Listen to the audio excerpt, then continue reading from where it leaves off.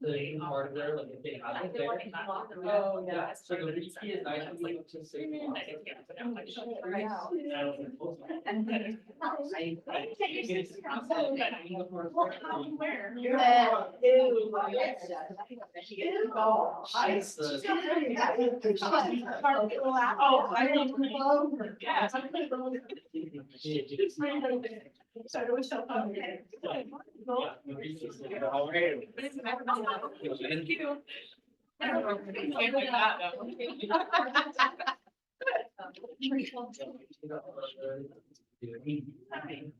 Hi, I said hi to you when you went off the elevator.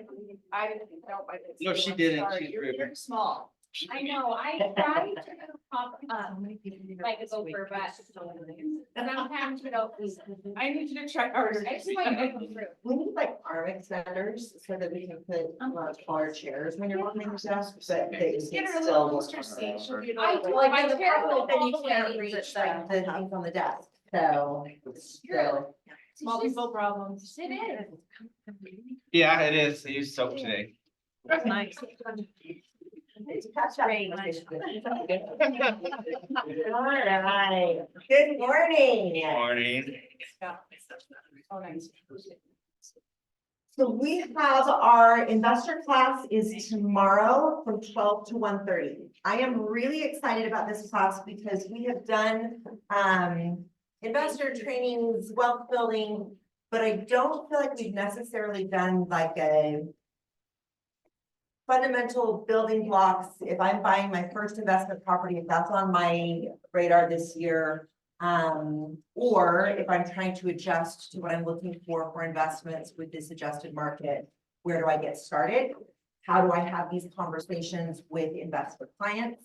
And then when an investor wants me to run numbers to see if something is a good investment, where do you start? And so Ben Beasley shared a tool last week with us. We had to rush through it warp speed, and I've had lots of questions about it since. So he will be going through that in more depth. And then Jordan McQueen, who has made wealth building a part of his business plan and strategy, and continuing to pick up properties throughout his career, is going to be sharing what he looks for in that and how he chooses those properties, go through those negotiations, as well as how he has those conversations with his clients. So that will be tomorrow, 12 to 1:30. Can that be available by Zoom? We will record it. It's tricky to do it as a hybrid because we're going to be going through that pool to determine value. So we'll record it. If you can be here live, it would be the best, but you can definitely watch the recording later and then pick that. And if you have your laptops, bring them so that you can hands-on be working with again, with that investment tool while you're going through the training. Winning is more fun than fun is, and prospecting is everybody's favorite daily task, correct? Right? Yeah. So as some of you may remember, a few weeks ago, we talked about just the skills that you need to build to be successful in this market and the daily habits and tasks you need to be taking on in order, I'm going to be really honest, not just to do well in this market, to succeed in this market. I'm going to say this year to survive in this market. And yet I know, as much as we all know that prospecting is important, as much as we all know that becoming strong in our conversation skills is critical, I know very few agents for whom this is their favorite thing. So just like I used to blend up my kids' vegetables and mix them into something that they liked to eat to hide them, we're going to hide the vegetables of prospecting. So join us on Thursday morning. We will be here 9 to noon. There will be fun. There will be music. There will be prizes. There will be food. There will be outrageousness. There will be whatever there needs to be to distract you from the fact that you're getting on the phone. There will also be call lists. So if you have your database all set up and you are ready to call your sphere of influence, or you have your source that you're going to be calling, great. But if you don't, you can show up and say, I don't know who to call and I don't know what to say, and we will point you in the right direction, plug in, and get you ready to go. So we will see you all on Thursday. We're gonna be doing that today, so I'm gonna stop just pointing at that. Capper Mastermind. So Thursday we will have our Capper Mastermind. Ashley has unfortunately had a tragedy in her family, so she will not be leading this week's, but we will still be holding the mastermind. And please send Ashley your love and well wishes. 11 to 12, this is by invitation only. If you are a capper and you did not get your invitation to this event, please connect with the team and let's make sure that we get you set up on that. Our next Ignite series is next week. That is the 12th through the 16th. As always, that will be 9 to noon. Typically here in the training room with a couple of exceptions, occasionally we'll move into the executive conference room. Remember that Ignite is a great training series for you to go through. If you have never been through it, if you are a new agent that's joining Keller Williams, if you're an established agent that just joined Keller Williams, and or if you have some of your fundamental skills that this is time for you to brush up on. So I would challenge you to look at a self-assessment of where you really are on those fundamental skills. How are you with your listing presentation? How are you with working with buyers? How's your open house? Does it actually convert? How are you with conversations, with your business planning?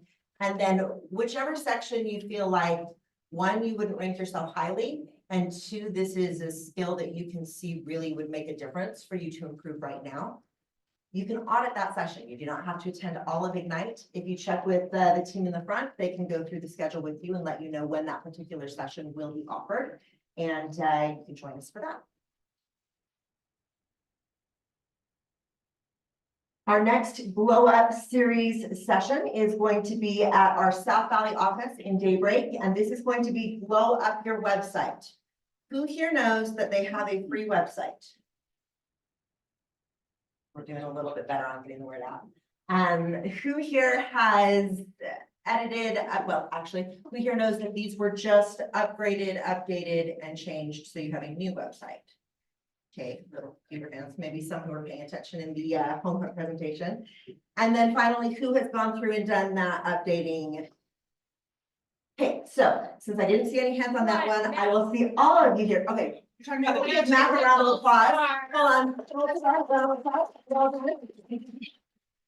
Everyone else who will see it, the Glow Up Your Website. This is an incredible tool. People spend a lot of money on websites, and it is here and free to use. So for the minor investment of hanging out with us from 1 to 2:30 p.m. at our Daybreak office on February 14th, Valentine's Day, love it. You can have your website all updated and ready to go. Then Jess is going to be doing do it yourself, but not alone, and that is the 15th, so day after Valentine's Day. Last week, the Home Hub presented our different marketing options. And if you remember, we have the do-it-yourself marketing suite, we have the done-for-you marketing suite, and then you have the custom-built projects and suites. Do-it-yourself sounds really great until you get about halfway through and you get an error message that you can't get past and you're ready to throw your computer out the window. Please tell me that's not just me. So to prevent you from having that experience and to make it so you can really dig into these tools that we have provided and really use those, Jess is going to be doing a supported do-it-yourself session day after Valentine's Day. So 12:30 to 1:30 on the 15th. And bring your laptops for that? Yes. Bring your laptops for that. And also, if you have not yet registered for the new Home Hub site, you could even do that right now. I won't be mad that you're looking down at your phone. kwhomehub.com, put in your info, super easy. It will get approved right away. You don't have to wait. But you want to make sure that you've got your login for that, for Jess's session as well. Has anyone here done 75 hard? You look healthy, so good. Okay. I have not. Who was the yes? We got green shirt back yet. Nice. So, number one, congratulations and well done. And that is very impressive. And hard, it's like right in the title. So, but y'all are familiar with the basic idea of 75 hard, yeah? No. Okay, so for those of you who aren't, 75 hard is 75 days of highly disciplined behaviors revolving around your health. And health being really physical and mental well-being. So exercise, water, what you're eating, what you're drinking, what you're not drinking, as well as like daily reading, exercising twice a day. Tanner, did I get all of it? Yeah, it's like exercising twice a day, one of them has to be outside, Yeah, reading books, drinking water, like just basic stuff. I'm a 75 hard spectator. I've watched friends go through the challenge online. I support them, I cheerlead them, but I've not taken that on.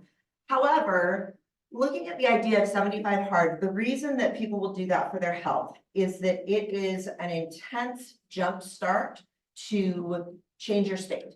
It changes your habits, it changes your thinking. And when you have done 75 days that are more intensive and restrictive, it makes just the, hey, maybe you shouldn't eat 3 donuts today a lot easier than it is before you get through that.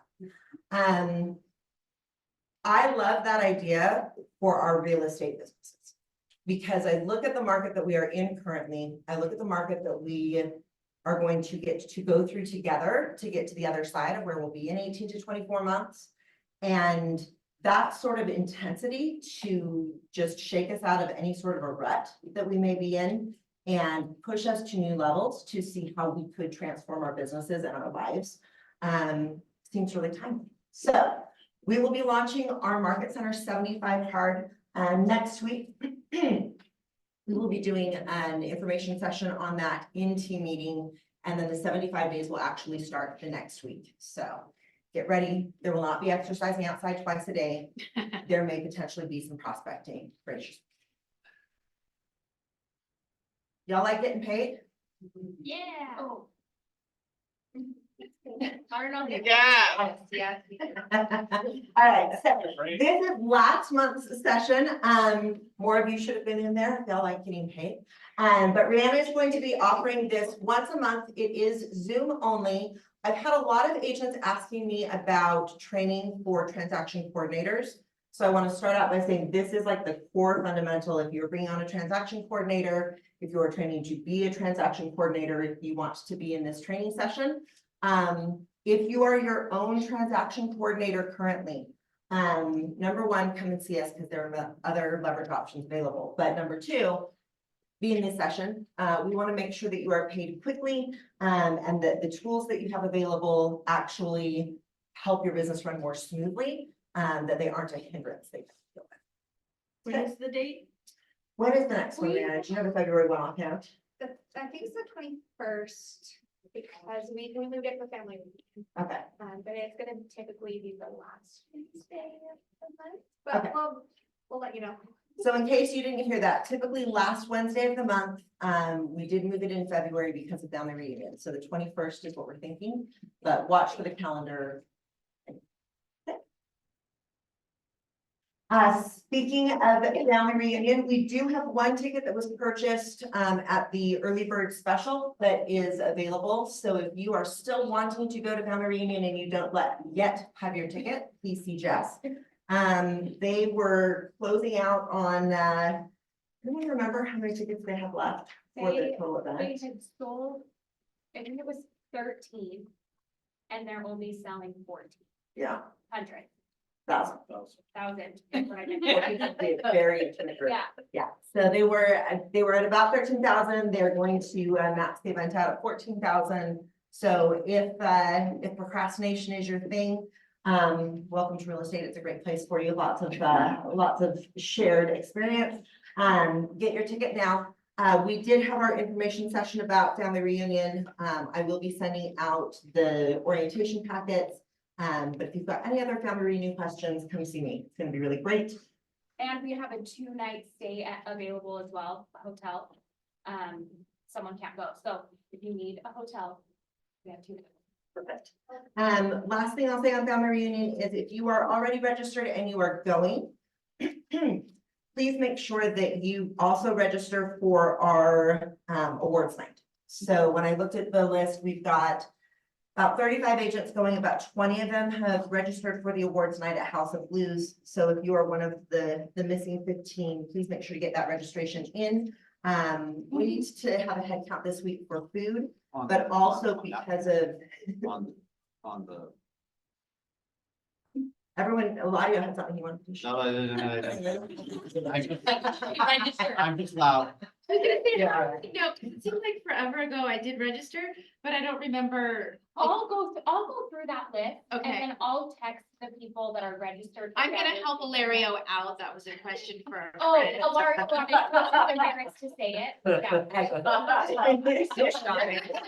I don't know where I put it. But I'll look at the list that Okay. gets registered And then let me know if I have it. yeah, Okay. I'll send everyone a Awesome. message. Thank And you. then Karen said that she has one more ticket for family reunion, so we have two. Is that what you said? I have one for sale. Yeah, one for sale. Okay, so 2 tickets. This should be here. I don't know. We are in the final push for donations for Paul Brown. The productivity coach at our success office very tragically and suddenly lost her husband.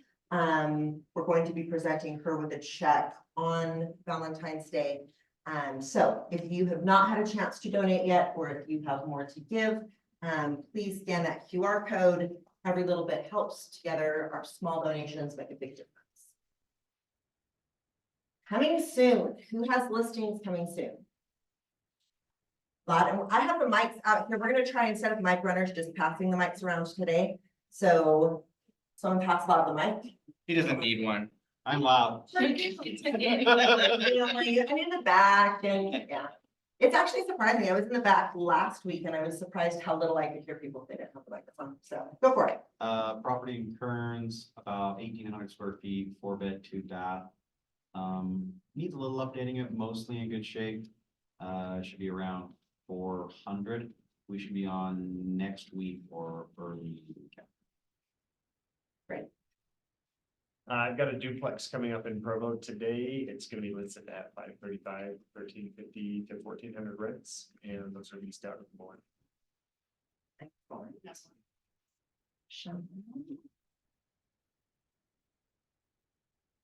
I have a property coming up, I think it'll be this week.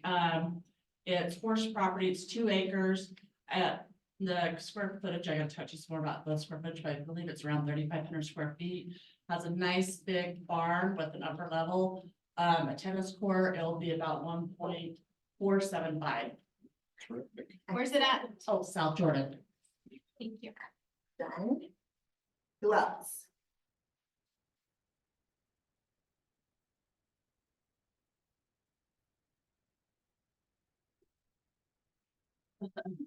This means we want more listings.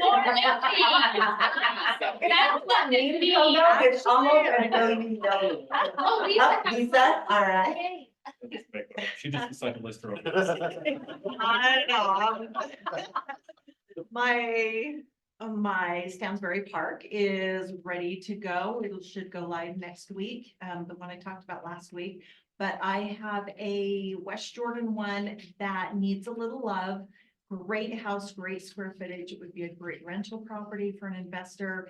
They don't want super low vol investor numbers as it is move-in ready for the right buyer, but we're probably looking at the low 400s for this one. It's in the Ochre Shadows. All right. Based on the blanks, first off, round of applause to all those agents who do have listings. Based on the blank stares, we're gonna have a pop quiz. Blank is the lifeblood of your business. Listings. Listings. So based on the results today, we've got some businesses that are bleeding out. Very much looking forward to seeing you all on Thursday to get on the phone and find where your next listing is coming from. And the great news is that you will have a lot of support there in those conversations. I'm also going to really challenge you as we talk about the market stats today and work together on scripting those and how we share those with our clients to really be thinking especially about how will you share this information with people that you are talking about who have thought about listing, who are waiting to list, who are in your sphere of influence and have said, well, I would sell if ... fill in the blank. Really be using that perspective so that we can have so many hands up next week and sharing their coming soons. Sound good? Wait, sounds good? Yeah, All great. right. So congratulations to those who did take listings this week. We had 11 new listings at the Market Center. Amy Mansour, Cameron Burnside had 2, Jordan McQueen, Jonah Gamboa, Mike Heslop had 3, and Amanda Stever. All of you see Amanda Stever. She is a new agent. This is her first year in real estate. This was her first listing. I got a text from her this morning that she just put it under contract. So be sure to give her an extra congratulations. Yay. I went to her open house and she did killer job. All right. What was great about her open house? Tons of traffic. She did it right. She listed the property on like Wednesday, held all showings till the open house on Saturday. And it was marketed well. Really, I think she partnered with a lender on it or something, but she had little cookies, treats. It was a really good. So I'm glad she got it on time. That's great. And just, not to keep rubbing this in, but she does have a full-time job as a nurse. She was able to get a listing and put together a killer open house, and she is still in this position that she is doing it part-time. I want to hear no excuses from anyone. I want lots of listings next week. Next.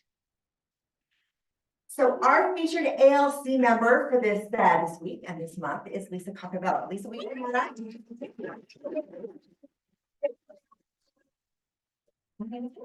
For Lisa. Thank you. Thank you. So our featured ALC member of the week, of the month, as well as just our featured agents, is an opportunity for those of you who haven't gotten a chance to get to know our agents, to get to know them better. I think that real estate can be a really isolating world. And sometimes, when you show up at the Market Center, even if there's lots of people around, if you don't know them, it can be a little bit awkward to walk up and just start a conversation. So I'm just going to start off by saying, I can't imagine a world in which it is awkward to have a conversation with her. Like, this woman is like the epitome of welcoming and not of awkward, of welcoming and of creating home. And she and I had a conversation the other day, and she was just talking about sort of what drives her in her business and the things that she's most proud of. And it just really, that sense of home that you create just kept coming back sort of in every answer. And so, if you have tapped into any of our client appreciation events in the last couple of years, Lisa is at the head of that. She, that's the committee that she chairs for our ALC. And if you've ever put together a client appreciation party without having the Market Center support, you know what an endeavor that is. And so I am so grateful for you for doing that. Share just a little bit, if you will, what about kind of your starts in real estate. So how long have you been licensed?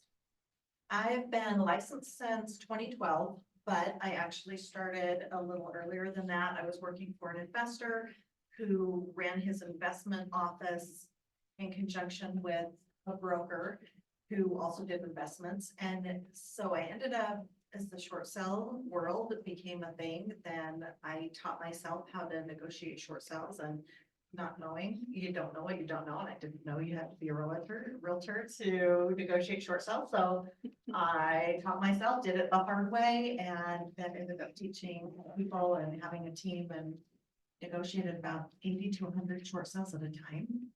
For a few years. Oh, whenever anybody says they hope that those days come back, the answer is no, you don't. It was a rough time. Yeah.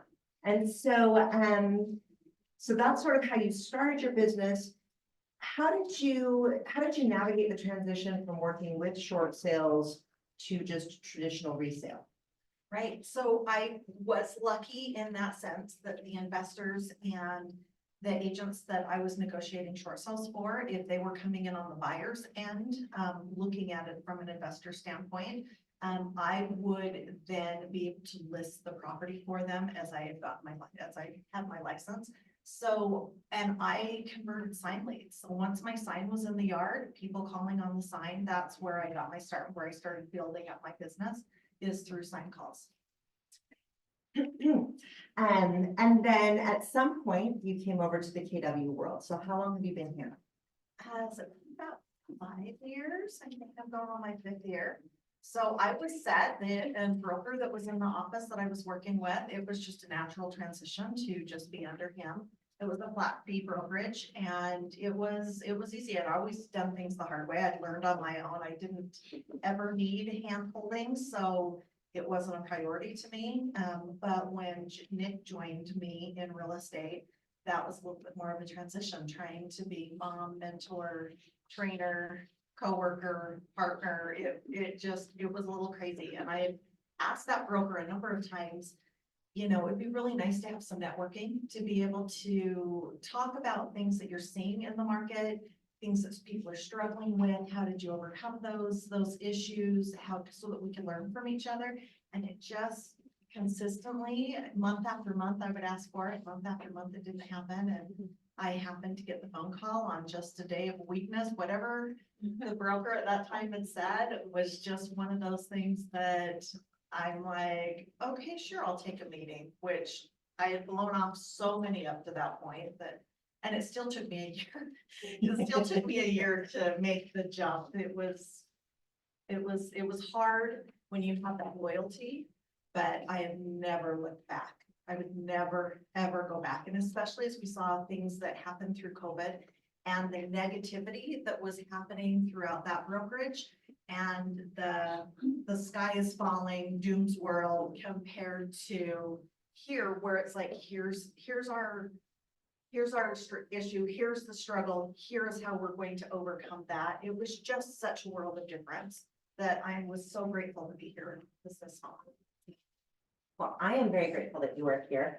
And when we were talking about that, you shared some feedback that you received from the team leader at the time when you were making that decision. And it's one of those things that has just sat with me since, and I would love if you would share that. Yeah, Kathy Moore was the team lead at that time.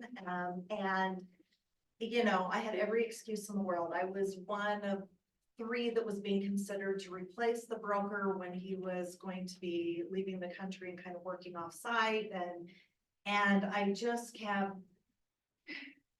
I felt valued there. And I felt like, again, loyalty in so many ways.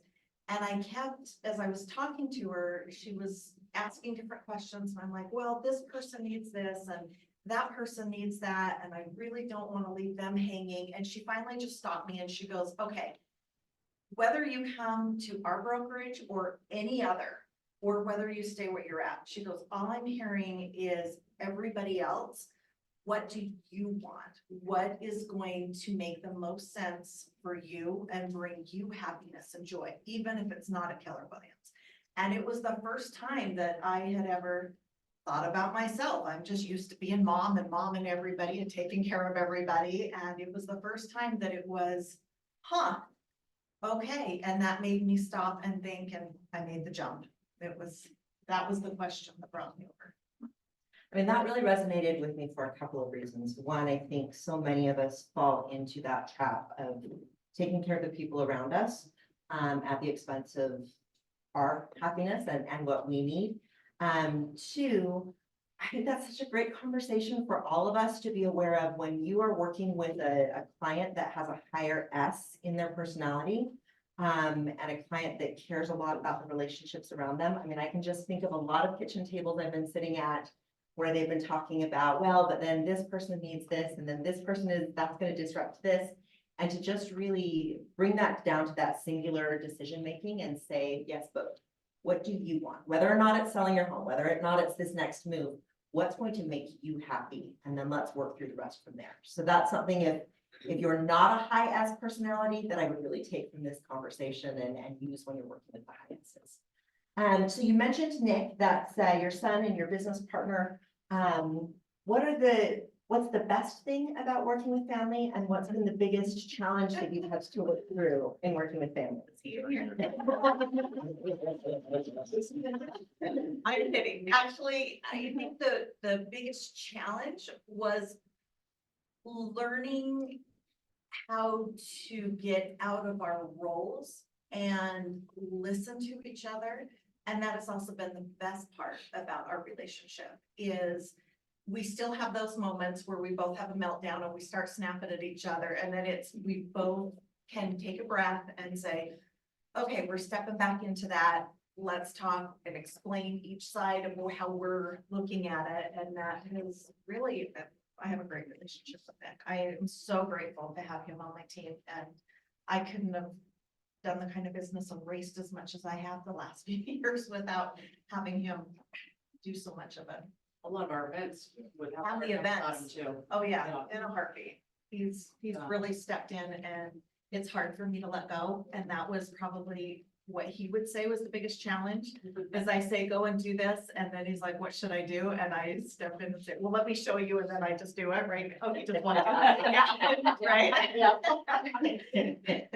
Yes. So, in addition to putting together our great events, 2023 was a big year for you, in your business and as a team. We'll be celebrating Nick for capping in, at our next awards, meeting. And, was it highest production for you, or is it It's just? volume by 2 million over last year, Nick. Yeah. So what worked? I mean, this is a year that's not necessarily the foregone conclusion that anyone in real estate is gonna have their best year in 2023. So Yeah. what worked? You know, it was, in fact, I capped my first, so we're up, our capping date is in May, and I was capped by the end of May. And I think I was talking to Blake at that time, and I'm like, I just feel so guilty, like all this business, I'm just getting phone call after phone call. I kind of feel guilty that people are struggling, and I've just got it coming to me. I don't feel like I'm hurting it. Y'all hear that higher personality I was talking about earlier? Yeah. Keep going. And Blake looks at me and he goes, so what did you do 6 months ago? I'm like, you know, that is everything. It's like, yeah, 6 months ago was Kuahara. 6 months ago was Photos with Santa. It was our events. It's our follow-up with our clients. It's like, I was working then, and it made me realize, what am I doing right now? So I have business in 6 months from now. So it's like, absolutely, it's not looking at right now. It's like, if you have a slow business right now, what weren't you doing? That's a mic drop. Yeah. But that is a mic drop. So what's next? What's the big goal that you're working on for 2024? I think every year just pushing harder. I think one thing that Nick and I have noticed in our business, we have a really push year. Sometimes you need a little breath, and it's easy to kind of step back and say, okay, we were so busy, I just need a month off, you know? And so it's really trying to get our systems in place and that motivation to stay high so that we can keep working. So talk a little bit about your involvement with the ALC. So you are heading up our events committee. Thank you. What should agents be watching for to come from your committee? And then if agents want to get involved with the events committee, what opportunities are there? Yes, and please be involved. Especially our next one coming up is Death by Chocolate. Posters should be here tomorrow, so you're gonna see those all over the office.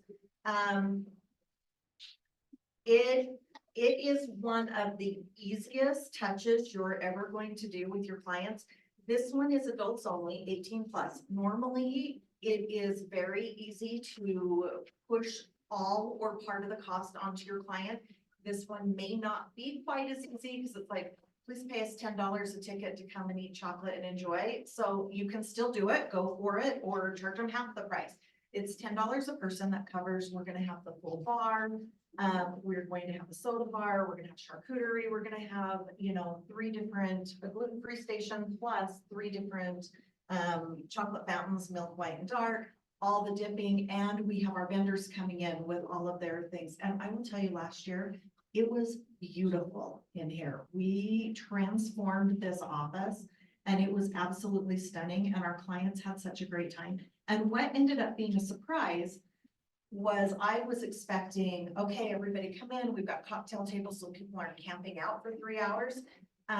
However, what was fun, there were so many of our clients knew each other because of the referral basis. Those that all came around the same time had such a good time chatting and talking. And of course, you're their hero because you brought them all together. And we were just opening up conference room doors or the little seating areas throughout our office. It was the perfect place, the perfect space to host it, and it was beautiful. It really was. And it is fun that we have an event every year that is for our clients that are adults. I think it can be a little easy to have those events become very much focused on kids or very much focused on families. And so because our databases aren't one-dimensional, this is a great opportunity to reach out to some clients that maybe wouldn't come to. And if we can get 50 people to participate, it's only $100 a person or $100 an agent rather than $10 a ticket. So the more agents that participate, I mean, $100 for an event where you can just put yourself out there and it's gorgeous and stunning, that would be amazing. All right, so recruit your friends, look to the person to your left, look to the person to your right, let them know they have to participate, we'll get that. Last question, what is it about the Keller Williams world that you love the very most, or what's your favorite part of the Y4C2Ts or favorite part of Keller culture in general?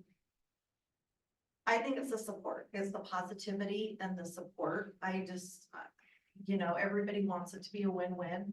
And that is fantastic and that is huge.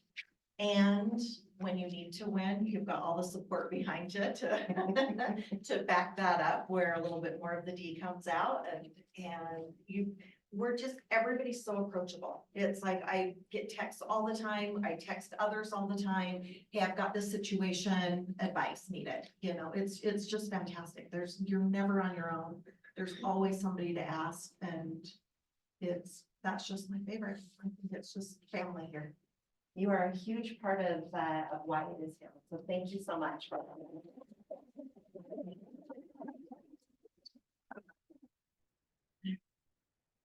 But market at a glance, because we're going through stats today, we're not going to spend too much time on this. But be sure you are keeping these market at a glance sheets, looking at the difference week to week.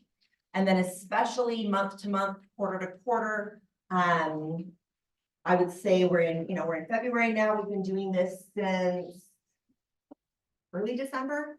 So to go back and see, okay, heading into the holidays, this is what the market was doing. Now this is what we're seeing with the market. Rachel, anything else to share on how you use these stats? You've been one who's great about keeping these sheets for sort of all time and eternity. Actually, I have a file and I love looking back at how things have changed. We spent a month there. So it gives me comfort personally when I'm having the unhealthy self-talk that the market's this or the market's that. I can go back and stick and say, okay, this is seasonality or whatever rhythm I'm finding. I can see it in the numbers, and that gives me comfort because I'm like, okay, it could be me, but it's a possibility it could be the numbers. Other times when if you have a listing and it's not cooperating, although most listings, if you're priced right, are going pretty quickly right now, it gives a gauge. I have really been working the last few years on setting expectations so that my clients have a clear path of what to expect. I don't like surprises with my clients at any point. So if I can look at these numbers and say, and that's actually what I was doing just now on this listing that's coming up, it looks like it should go under contract in the first 7 days. There are a couple of outliers out of 7 that are your neighbors that have taken 14 days. So if I can let my clients know, I have the numbers, I can show them, they can see it. We all know if you look at numbers on how people relate, a lot of people are visual people. If you can touch something, see something, it becomes real. So if I can go into a client and say, it should take 2 weeks, but then if I show them, it should take 2 weeks, all of a sudden, their mindset, I've got 2 weeks to perform. when I know that it probably will take me 3 days, because this is an amazing listing and we're gonna price it, right? But then I outperform their expectations. So this is a guideline. Another way to use it, if you're a new agent or an old agent, you need more business, you can look at it and you can say, okay, of all the markets that are moving, what's moving the fastest? And if I need quick business, quick money, I better go find something in that fast moving market, because I can see, what am I looking at? These are condos, all condos, towns. You very quickly look 300 to 400,000, 60% are going under contract. The under contract ratio. That's a pretty good shot. You're gonna get something sold. So if you needed something, maybe call your clients in that 400 price range. Get a listing. And I have seen Rachel use that strategy firsthand. Rachel works, if you don't know, with a lot of luxury properties, and in times when she had some great luxury transactions going, but they were going to be a longer term. I've seen you look at that and see, okay, this is the segment that I'm going after, and it gives you that clear target with a more predictable outcome for you as an agent as well. So this gives you the ability to create predictability for your clients. It also gives you the opportunity to create more predictability in your business if you're using it. I'm, again, a firm believer, if you set the expectations for your clients, they're looking at you for knowledge. And if, I think most people, if you said it's going to take X, or I'm going to do this by X, whatever you tell them, most people are patient and are okay with it. But if you hit X and it hasn't happened, you better have a reason. Yeah. So again, setting expectations, this is a great way to do it because it's factual. You can show it to them, you can email them to them.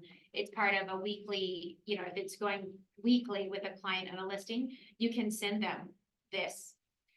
People just want something. You know, a lot of times we do our job, and if we're really good at what we do, we forget, we just do it. So if we're not telling our clients what we're doing, they're gonna get frustrated. So it's better to tell them, show them, give them something on a weekly basis, or whatever your client needs. But set that expectation and use this as something, because this does make you look intelligent. Yeah. So, And our clients are feeling the market. I mean, we're all feeling the market, right? But when they list their home, they are feeling these trends that we can see on paper. Providing them data gives them kind of a frame of reference for why it feels that way. And I think the clearest comparison for me is that I'm a nervous flyer. But if we're in turbulence and the pilot told me before we took off, hey, we're gonna hit a little bit of turbulence at this point, I think it's gonna last 15 to 20 minutes, and then we'll find some smoother air. When we get to that turbulent place, I don't panic, because the pilot told me that we were gonna hit turbulence, and then here we are, we have hit turbulence. And then I know in about 15 to 20 minutes, you should be out of that turbulence. Because there was a proper expectation created, and because there is at least the illusion that there is some control over it. None of us really have control over the market, but the more you can provide that data, the more it creates that illusion that there is some method to this madness, and that there is some control, and that there is a point that we're going to get out of the turbulence. So if you have a client that is emotionally reactive to what the experience has been and what they're experiencing in the market right now, I would suggest that the feedback to you is that there has not been enough preparation, enough expectations set, and enough data-driven understanding of what's happening in the market. And so it can be very hard to get that back once you already hit there, but it's something to look at with the next client you work with and the next others. I was gonna say also too, I talked about listings, but for your buyers, so I have a new buyer that we met last night.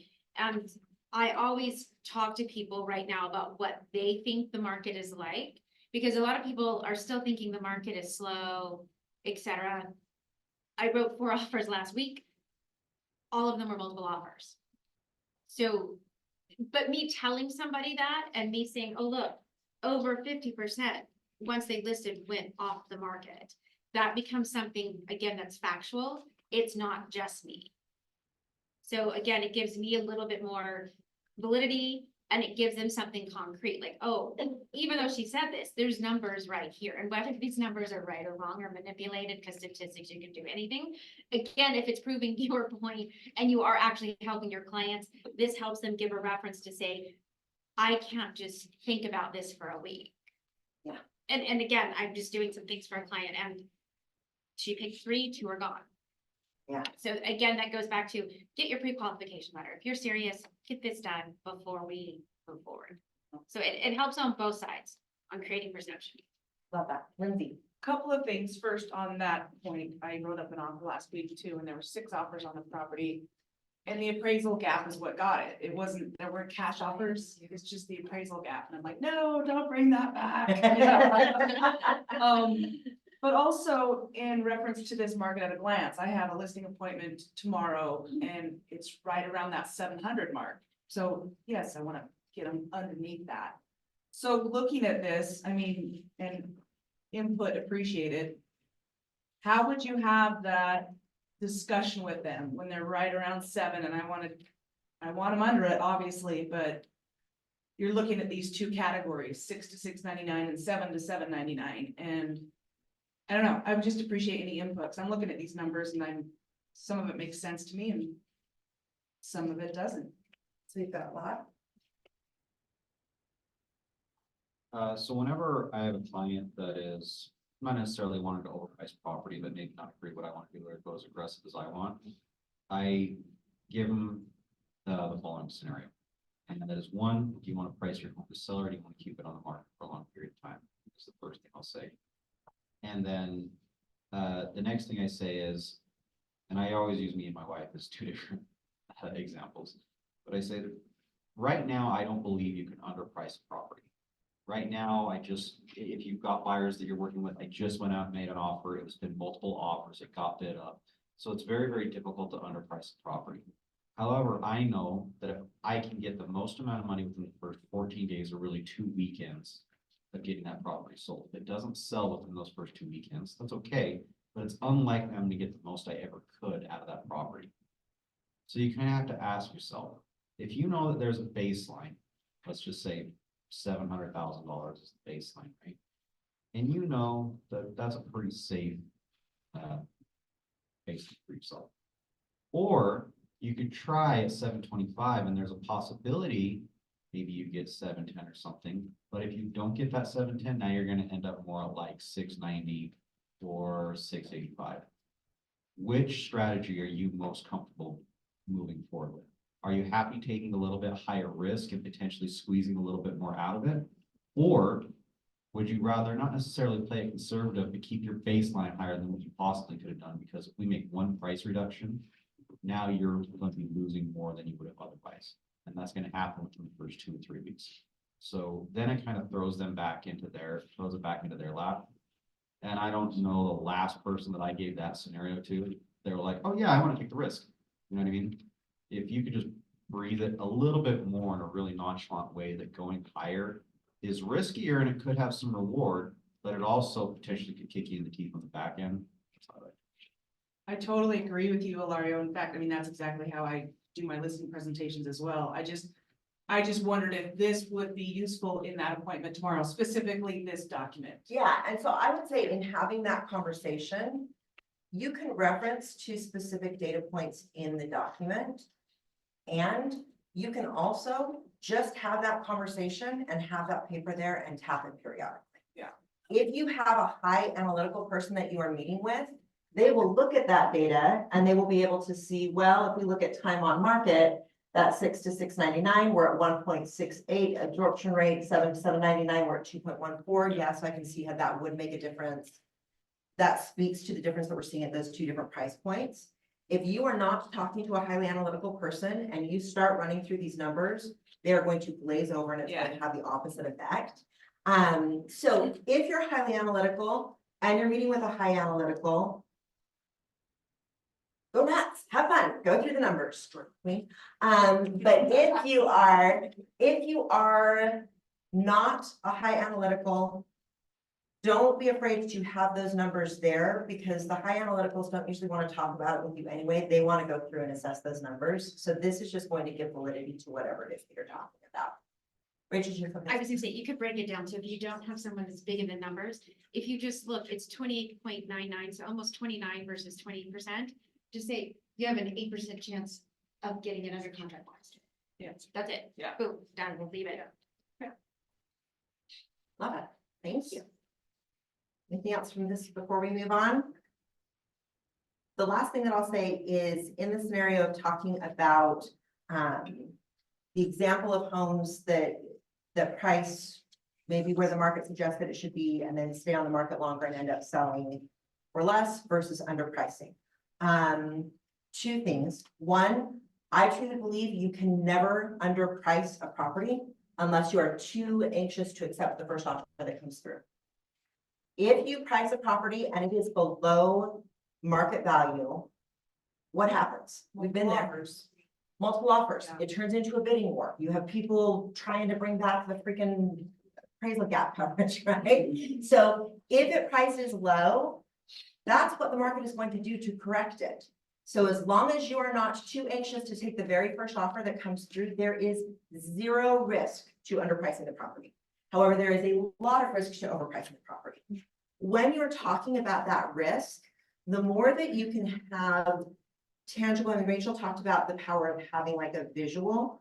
So I would print off an MLS sheet of a property that sat on the market for longer and then sold for less. And then I would print out one in the same area if possible that was priced obviously aggressively and went under contract quickly and sold for more. You can black out any information if it's not your listing, but I would have those as a visual and say, when we see properties priced at market value or slightly above, maybe an aspirational price, often this is what we see.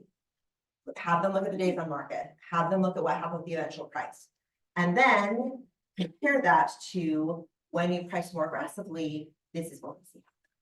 And so the market will tell us if we priced aggressively or if we priced right on value. And now that's and here we are to our team meeting sponsor. Thank you, and thank you for your patience while we dug into those numbers. Come on up, introduce yourself. Thank you, guys. It's like a long run all the way from back there, like now I'm out of breath. I'm Tanner with Elevate Home Warranty. I hate speaking at the end of meetings because I'm the only thing keeping you between your food, so. Now they got one more thing. Yeah, you got one more thing after this, so I'm not the last thing. So, I'm gonna start really fast with a giveaway. It's for one of these trucker hats that says Realtor on it. These are super popular. I don't know why. I think they're awesome. But it's like the Utah license plate, so they're pretty cool. But my question hopefully is gonna give me an idea of how you guys feel about home warranties in general. My question is, what % of home warranty claims do you think are denied? So nationwide, home warranty companies get a lot of claims. What % of those claims do you think are denied? 10%. 10%, making us look 90. great. 90, making us look awful. That's okay. Okay, 60. I'm being, good here. I'm trying to like. Yeah, that's ease to you. giving us the benefit of the doubt. I love Yeah, that. yeah, so that I'll get the hat. Yes, yes. Any other, shout it out. 30%. 30, 50. 50, 15. 50, 15, 34. 34. You said 15? I'm gonna throw this back there. Somebody's gotta get it to you, okay? I was close. You were super close. 15. Oh. I'm gonna give you a sweet gift card just because you were super close for it. So 15%, it's actually 13% nationwide. So hopefully that gives you a better idea that home warranty companies were covering more than you guys probably think. As an agent, you probably get the calls of like, hey, this wasn't covered. You probably don't get as many calls of like, hey, my home warranty company saved me $1 million, right? So 13% nationwide, and then at Elevate, we've been able to bring that down to 4%. So we cover 96% of claims, which is better than anybody in the state. So the reason we're able to do that, does anybody know what a home warranty limit is per item limit? I'm gonna tell you guys this. I'm not gonna tell you what company. If you want to ask me after the meeting, you can. They have a limit. There's a company here in Utah that has a limit of $1,000 on their AC and furnace. So what that means is when your client's AC goes out, does anybody know how expensive it is to replace an AC unit? Like 6 to 10 grand. So, and then a furnace is like right in that same range. So if you have to replace the whole system, it's close to 20 grand sometimes. So super expensive. That company here specifically in Utah will cover $1,000 of it, and then your client's out of pocket the rest of the money. Our top plan at Elevate is $5,000. It's double anybody in the state. If you look up any other company in the state, they're right around $2,500 for the year. Ours is $5,000 per claim. So every issue that they have a $5,000 limit on that top plan. Our middle plan is $600, and that has a $3,000 limit per claim, so it's still higher than everybody else in the state. And then number two, the reason we're able to deny so little claims is called inspection protection coverage. Has anybody seen on an inspection, this unit's past its useful life, we recommend a contractor come and look at it? I swear every inspector uses that verbiage just to kind of cover themselves a little bit, right? Like This unit's 20 years old, it could go out at any time, we recommend somebody look at it. Most home warranty companies are gonna look at that and call it the F word of home warranties, the pre-existing condition, right? So we at Elevate, we will honor the inspection, whatever the inspection says, as long as it's working, we don't care about the age. We don't care if there's rust on the water heater, as long as it's working on the inspection, we'll cover it. Here's a quick example, I had a realtor actually reach out to me. Hey, we bought a home warranty through you guys, it's 2 days before closing, our AC just went out, it's about to throw this deal.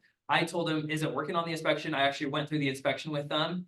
And we were able to cover that unit even before closing, which was super cool and it saved the deal. So super huge value in that. We also do offer free listing coverage. So if you have a listing and you want to put free listing coverage on it, do that because it can even just help you out a little bit more to get that covered. So any questions, home warranty? Yeah. On the R22, Yes. can you talk to us, what do you cover on that?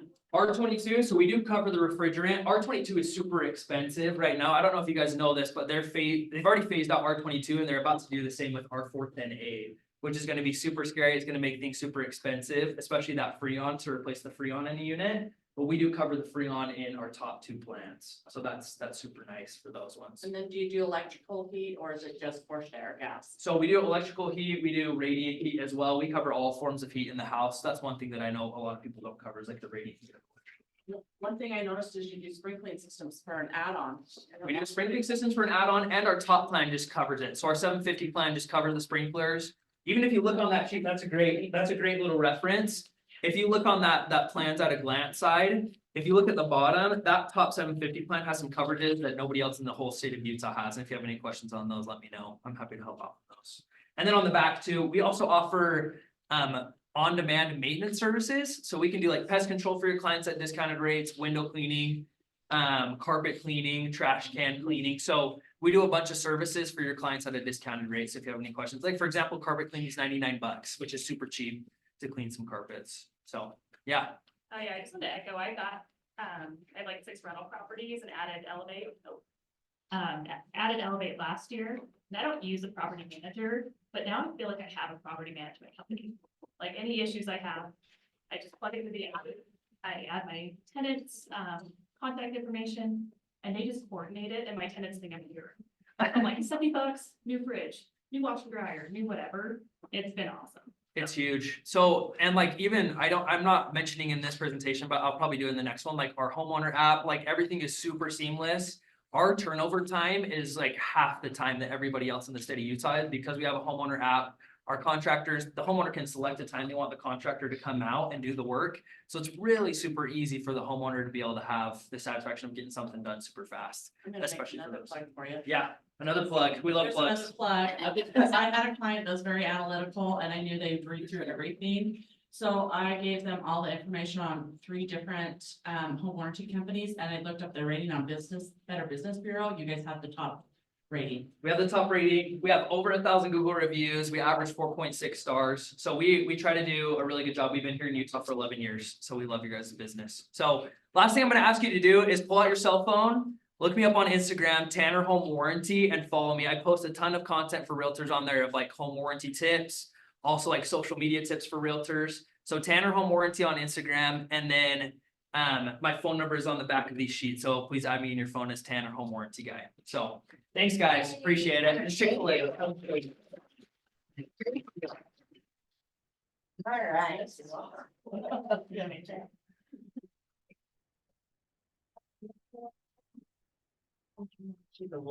Sorry, that's. So in the interest of time, we are going to go through some big picture things with did I turn my mic back on? We're gonna go through some big picture things for the market reports that we received last week. And then we will do a deeper dive hands-on how to actually script these on the 20th when we have our awards team meeting. So we'll kind of break this into 2 sessions. You'll have the copy of the slides in the recap email. I'm going to talk through just really the top 5 themes that I took away from last week. So last week we had our regional quarterly market update, which was for Q4 of 2023. So it gave us that kind of complete picture of what happened last year. We had the And then we had the forecast breakfast with James Woods and then Ali Wolf from Zonda. Who attended those? Let me kind of gauge the room. I watched it. Okay, so let's say who attended or who watched the regional quarterly update, Kay, and then other hand, who watched or attended the forecast breakfast. Okay, so we've got kind of a mix to the room. So the top 5 stories that I saw, and I'm not going to advance slides just so that we can get through in time. The top 5 stories that I took away. One, not surprising, is something that we've been talking a little bit about leading up to this market update, which is that we saw the lowest number of sales in 2023 since 1995. And that's despite the population growth that we've seen in that time. This is a really key stat for us to be aware of for a few reasons. One, if you had a 2023 that was rough and your sales were down, take heart, sales were down. And so, 2, unless we're expecting sales to blow through the roof, which it looks like projections are that they will come up, but I don't expect that it's going to just return to an all-time high, it's time to have a different strategy in place. I would ask for agents that have been licensed for more than a year, that were in business last year, if you would be happy if you have the same number of closings next year, this year, 2024, as you did 2023. Okay, so if you would, great. We've already got the game plan set. You just rinse and repeat what you did in 2023 and we'll be there, because James Woods did start the forecast breakfast by saying 2024 will be better than 2023. I guarantee it. I have it on recording. He said, I guarantee. Go find him if not. So you could do the same thing and you could hit the same number. If you are not going to be happy with the same results in 2024 that you had in 2023, my question to you is, what will you be doing differently? That's the strategy piece to pull out of this, is what am I going to do different so that I'm not waiting for this market to adjust, but that I'm actually creating a different result now that I know the market that I'm working in. Secondly, I think it's important to know what caused that lower number of sales, because as this stat starts circulating around, it could be very easy for a potential seller to misinterpret that as, oh, see, I called it, the market is crashing, there were fewer sales than we've had since 1995, nothing is selling, therefore I could never sell my house. Is that why we had fewer sales? Because nothing is selling? No. Thank you. What are the contributors? What are the reasons we think that we had lower sales? Interest rate. Interest rates? Fewer homes on market. Fewer homes on market. So I would suggest have the slide saved that talks about the lowest number of sales, and have the slide saved that shows the inventory. And when you're having this conversation with people, talk about the way those feed into one another. And the other things that contributed were higher interest rates, consumer concern. We saw a slowdown in migration into our market. We are still in the top 10 nationwide, but we went from number 2 to number 9. And migration in general slowed down in sort of post-pandemic times, as we are seeing more companies shift away from work remote. We're seeing more people stay settled in where they are. So those would all be factors that I would be prepared to talk through.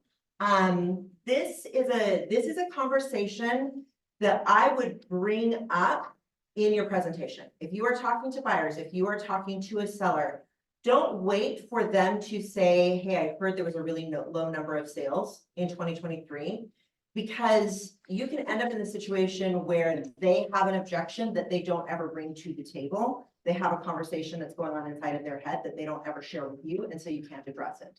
This is one that I would be fleshing out right up front and saying, you may have heard that we had low sales in 2023. We did. In fact, I can tell you that we had the lowest number of sales nationwide that we've had since 1995. So that means even after the bubble burst, even after everything was upside down, we had more sales that year than we had this year. What do you think about that? Let them process it. What do you think might have caused that? Let them give you an answer and then share the stats of these are the contributing factors that we saw. The economists that I follow, this is what they're projecting is going to happen in 2024 as a result. The economists that I follow, I want you to say that again and again and again and again and again and get very comfortable with that. A part of the value proposition that you bring to your clients, a part of the value that you bring to your clients is that you stay educated on the market. You have the tools like the forecast breakfast, like the market updates. There are weekly and monthly market updates put on by Keller Williams. We'll have Gary's vision speech during family reunion. You follow a lot of economists. You get a lot of information about market trends. Every single week, you are looking at the stats of what's happening in our local market here and sharing with some of the top agents about how you're utilizing that in strategies. Get very comfortable with sharing all of that because it is a part of what differentiates you. And it is a part of why your clients are better with your representation than they are with someone else's or doing it on their own. The second conversation that I saw kind of carry across all three presenters is the idea of affordability. And affordability was an issue nationwide, but in Utah in particular. And I would really suggest that you look at those stats closely to understand when the consumer feels like it just feels really expensive right now. It is. And we were in a very good place in Utah on the affordability index for a very long time, and we are not there anymore. Do you think we're going to get back there? I'd say not for a while if we do. I think that's fair. What would get us back there?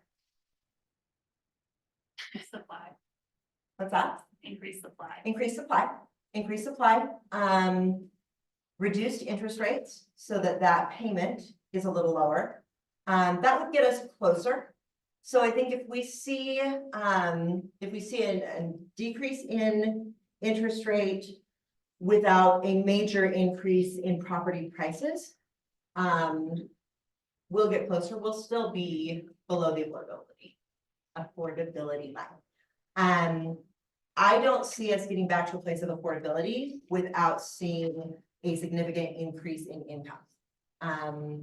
Really, the other factors aren't going to get us there because we are not going to go backwards to the place that we would have to in order to have housing costs balance this out. The other thing that was brought up a lot in the forecast breakfast was the importance of affordable new construction and the conversation that is being had in the new construction space about bringing more product that is in or below that median, at or below that median price, so that there are more options for consumers. That would also help affordability.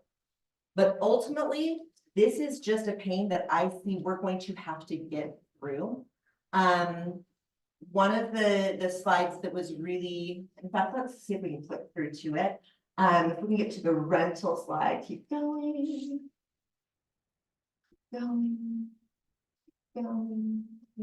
This one. So if you look at the math on renting versus owning, there was a time that it was pretty close as far as your cost for your mortgage payment if you owned versus when you rent. I remember that time. And the conversations that I would have with buyers at that time was different than the conversations we need to be having now. This is something that we need to understand and internalize, that they are taking a significant jump from where they would be if they were paying rent, if they choose to take on home ownership. And so what that says to me is not, okay, so everyone should be renters. This is a slide that I would use for you, by the way. This is not a slide that I feel like you need to be sharing in a presentation. But I just want us to all be operating with kind of a clear understanding that when our clients are saying it just feels so expensive to buy, and we're saying, yeah, but wouldn't you rather be paying your own mortgage than paying your landlord's? Well, yeah, but my mortgage is gonna be twice what I'm paying towards my landlord's mortgage. We need to understand that that is the customer experience right now. And so it is more important than ever for us to be able to tap into the other reasons that people buy. I might have put that as the next slide. It would have been great if I did it. Say something on I that did. too. Yeah, One of the things I've heard Josh Stern say and the presenters say is you have to identify the problem and find the solution. So I was thinking about two of the problems and what the solution would be. And to me on that would be, okay, so, and I feel like Jessica's a good example of this, like she bought a house, she rents her basement. You know, and if you can help buyers realize, you know, you could actually make this work for you if you rent, you know, if you got a property that you could rent your basement out. And that could help that cost and also help pay off your mortgage, and then also you'd have an investment in the end. So I think it's thinking that way through it, is helping people find solutions for those exact problems. yeah. It's you will be paid more, the better, the higher quality problems, the bigger problems you're able to solve. And this is a big one right now. And so understanding the home hacking, Nick Cockabella and I were talking about this at the forecast breakfast, that his home purchasing strategy has been exactly in line with that, where we're seeing more people in that Gen Z to younger millennials that are buying with a family member and renting to another person, and you have multiple buyers. My daughter purchased a property with her boyfriend and his best friend, and then his brother rents from them. And so by putting all of that together, it's now very affordable. She's now paying, her amount that she pays towards the mortgage is less than she would be paying if they were renting. But understanding what those strategies are, how they can be utilized, and being able to suggest them as opportunities is really critical. I bet you we hear some more of that, talking about that in the family reunion. Yes, I think we'll hear more about that in family reunion. We will also hear more about those strategies in the investment class tomorrow. Be here or be square. The other thing is just understanding, why do people still step into home ownership? And it is not just about what their monthly payment is going to be now compared to what they could pay in rent. Because if it was that, it really would be the best strategy for everyone to just rent right now. But that's not it. And so, so really being clear and able to share that message with your consumers is going to be more important than ever. Third overall theme that I saw was rates. Let's just advance so that we're on that one. So keep going, that's affordability. So rates are likely to be tricky for a while. You can go through and look at the projections as far as when we anticipate seeing those come down. Let's go one more slide. But if you look at the mortgage rate forecast, they did share where they predict it's going to be year end. The thing that really stuck with me that Ali Wolf shared is that it's not just in the rate conversation, it's not just understanding that rates are going to go down or telling people that rates are going to go down, it's understanding why. So the Fed is going to cut rates this year. It's not a matter of if, they have said that they are, it is a matter of when. And our industry tends to be preemptive. So you will typically see a 20% reduction just on the expectation that rates are going to go down. And then understanding the other factors that are going into the economy that are going to lead to that. So she's got a slide on that. If you didn't get to watch her presentation, I strongly suggest watching it. You can get on Facebook, the Salt Lake Board of Realtors members only page. If you register there, it is posted. But really understanding that rates conversation and having that data so that when you are talking to people, you are able to explain why it is that you expect those rates are going to go down. So it's not just, well, I think they are. Here are the factors that go into that. Here is why we think that those rates are going to go down. Fourth conversation is generational trends. I was really interested to hear that Utah's median age is one of the lowest in the nation, that we have a higher percentage of Gen Z buyers than any other state. That one really perked my interest. And so I think the question to ask yourself about that is how are you connecting with those Gen Z buyers? Because it is a different buyer avatar than millennials or certainly than boomers. So are your marketing platforms, are you having these conversations in ways that it is accessible to Gen Z buyers?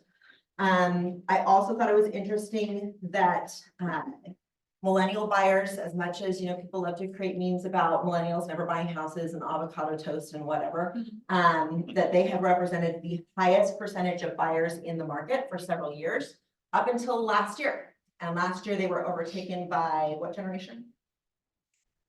By the boomers. The boomers were number one last year. This makes a lot of sense to me. Why would you think that boomers would be number one in 2023 when they weren't before? They're retiring, They're retiring young, yes. So you've got boomers that are retiring, that's one factor. What else? Well, and there's also a meme for the boomers that they bought their first home for like $13 and a coffee, so they literally can sell, retire, downsize, and still have enough for Exactly. retirement. The boomer generation is not reliant on their W-2 income to purchase a home. They're not solely reliant on that. You are talking about more equity, you are talking about more equities. There are more assets. Boomers are number one as far as wealth. That's the generation that has the most wealth. The good news is that more than 70% of them have said that they intend to give away some or all of their wealth during their lifetime. And so what does that mean? Other than start a charity and reach out to boomers. That means bank of mom and dad, bank of grandma and grandpa are going to be helping a lot of the millennial and Gen Z buyers get into homes. And so a few things to look at with that. One, with that boomer generation, I mean, I've definitely seen Shauna has talked about her involvement with like senior relocation. A lot of agents who had a really strong 2023, I saw that they worked with senior relocation, estate sales, working with that segment of the buyer and seller population. Two, if boomers are going to be buying properties and also potentially financing kids or grandkids home buying, it seems like it would be good for you to have a clear and compelling message about that. So that when you are talking to someone of that generation, you can talk to them about the opportunity that they have to help the people in their life. When you are talking to the people in their life, you can talk about maybe turning to those people who may be more equipped to support with that. Last one, and then I'm going to get you to your lunch. And like I said, we will dig through and I have some takeaways that you can just post tied to these stats that shares the story. But the last kind of theme that I saw in these stats is just the pricing predictions. So let's keep looking forward.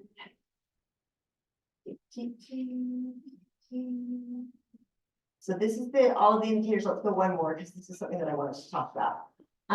Who has had a client or consumer or other person who is not in real estate say to them, I'm waiting for the market to crash. I'm sure the market's going to crash. There's no way that this is sustainable, so we're going to see prices go down. Okay.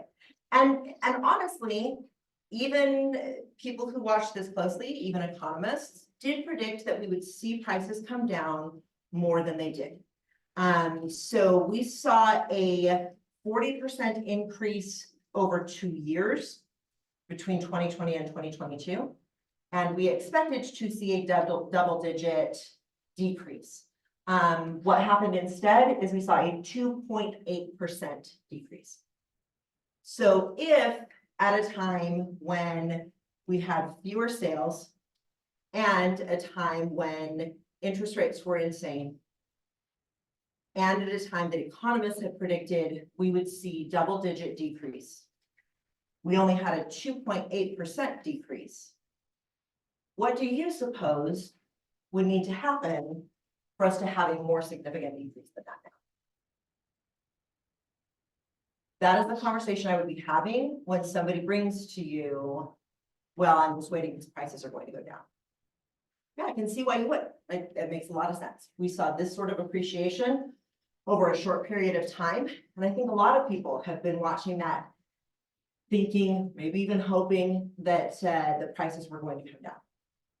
And economists expected last year that we would see a double-digit decrease. Can I share with you what happened instead? And so now, moving forward, what we expect is to see interest rates go down, and here's why we expect to see that happen. We are expecting to see this sort of wealth distribution happen, which is going to support home buyers in moving forward. And I skipped that slide, but Gen Z is ready and raring to go. They believe in home ownership. So we're not going to see a slowdown with this next generation of home buyers coming in. I Go here and here. couldn't remember what the prediction was. I can't remember what the prediction was or what the appreciation was. Was it like 2 or 4%? It was below 4, it was 3, I think. Yeah, 3.1 here. So we're not looking at a crazy appreciation over the next 12 months, but we are looking at appreciation, not depreciation, and certainly not a plummeting. either. So my daughter owns a home that she purchased for 500,000 in Twilla. It was brand new. She built it and she has, it'll be 2 years in March. And so she was thinking that she would sell it because she can't afford the, house payment. So she's renting it out right now, but she's not renting it out for the exact amount. She's like paying a property tax or a property, the property management or whatever. So she was gonna sell it. And then somebody told her, oh, no, don't sell it right now. Because you'll lose $60,000 because the market is going up. And I was just like, don't listen to all these people. So what would you say in that circumstance? Let's go through and maybe during lunch, I can dig into that a little bit more with you, because I. Oh, okay, do- sorry. No, off the no, topic. it's Sorry. all good. No, it's all good. So I will dig into that a little bit more, but it brings up a point that is just really critical, which is you want to be the economist of choice for your clients, Yeah. for your database. And so that's why you want to be saving these slides. That's why you want to be going through and listening to this more than just even the once that it's presented and pulling out those details. And that's why you want to really take the time to build the skill of how to share those stats. So we'll go through the how to share exercise on the 20th. Really quickly, any other themes for those of you who attended that you think I missed with this? Just the builder incentives, they said are just insane, like. Yes. You could ask for the moon and they'll do it. Yeah, and so new construction being the solution to a lot of what we are working with here, was definitely a thing. And the fact that a lot of builders will do an interest rate buy down, or will upgrade the house, or will drop the price, or will, so really building relationships with those builders, and knowing what's out there and available and being able to share that with your clients is huge. Totally agree. Anything else? All right, you will have copies of my slides that I saved, that I felt like were the most important ones. I'd love to hear from you. What slides you think I missed? What ones that you were really, what you really connected with while you attended? And then the 20th, we will break these down into conversations and posts so that you have those ready to go. Make it a great week. Wait, Lunch in the kitchen. Oh, one more, yes, thank you. Haley is our brand new Dopey. She just started today, so everyone get her. Haley has worked previously with the Park City Board of Realtors. She kind of developed her passion for real estate while she was there. And so she's excited to be back working in the real estate industry, and we are very excited to be working with her. So thank you for being here, Haley. Thank you all for being here. Have a great lunch, and we'll see you soon.